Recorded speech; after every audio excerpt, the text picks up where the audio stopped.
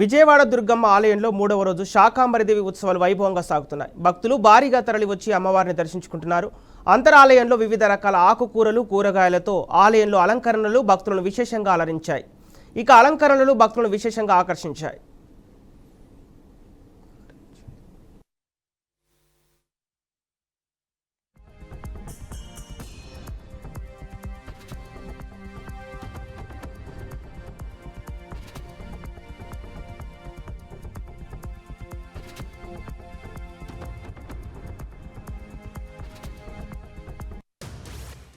పూర్వదన్న సుకృతంగా భావిస్తూ శ్రీకాళహస్తి స్వామివారి దగ్గర నుంచి ఈరోజు అమ్మవారి దగ్గర నుంచి మా అమ్మవారికి సారి రావడం జరిగింది.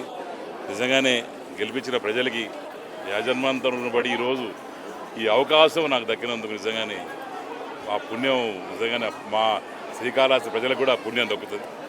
మాతో పాటు చాలా ఆనందంగా ఉంది. నిజంగానే ఇక్కడికి వచ్చిన తర్వాత కూడా మనశ్శాంతిగా ఎక్కడ కూడా ఆ రద్దీగా లేకుండా ఇక్కడ కూడా బ్రహ్మాండంగా అరేంజ్మెంట్స్ చక్కగా చేశారు.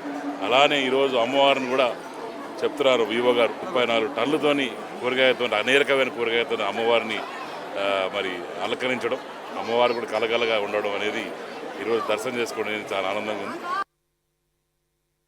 2014 సంవత్సరం నుంచి కూడా ఇక్కడ సారి తీసుకొచ్చేటటువంటి సాంప్రదాయం అనేది ఉంది. అక్కడి నుంచి ప్రత్యేకించి వేద పండితులు అందరూ కూడా ఇక్కడికి రావడం జరిగింది. ప్రత్యేకించి విశేషంగా సారి తీసుకొచ్చి ఇవ్వడం అనేది జరిగింది. ఇక్కడ ఎంతో అద్భుతంగా భక్తి ప్రపత్తులతోటి సాంప్రదాయబద్ధంగా ఈ కార్యక్రమాన్ని నిర్వహించడం అనేది జరుగుతోంది. ఇక్కడ చాలా సంతోషాన్ని కలిగిస్తోంది.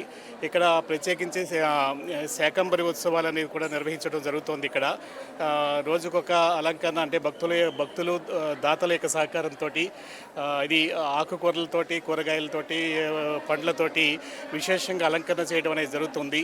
ఈరోజు 2వ రోజు శాకంబరి ఉత్సవాలు అనేది నిర్వహించడం అనేది ఎంతో అది ఈ ప్రాంగణాన్ని ఇవన్నీ అమ్మవారి యొక్క మండపాలు ఇవన్నీ కూడా ప్రాంగణాన్ని ఇవన్నీ చూడటం కూడా జరిగింది. భక్తుల యొక్క సహకారంతో, దాతల యొక్క సహకారంతో, ఒక భక్తి ప్రపత్తులతోటి సాంప్రదాయబద్ధంగా విశేషంగా అలంకరణ చేయడం అనేది జరిగింది. 2014 సంవత్సరం నుంచి కూడా ఇక్కడ సారి తీసుకొచ్చేటటువంటి సాంప్రదాయం అనేది ఉంది. అక్కడి నుంచి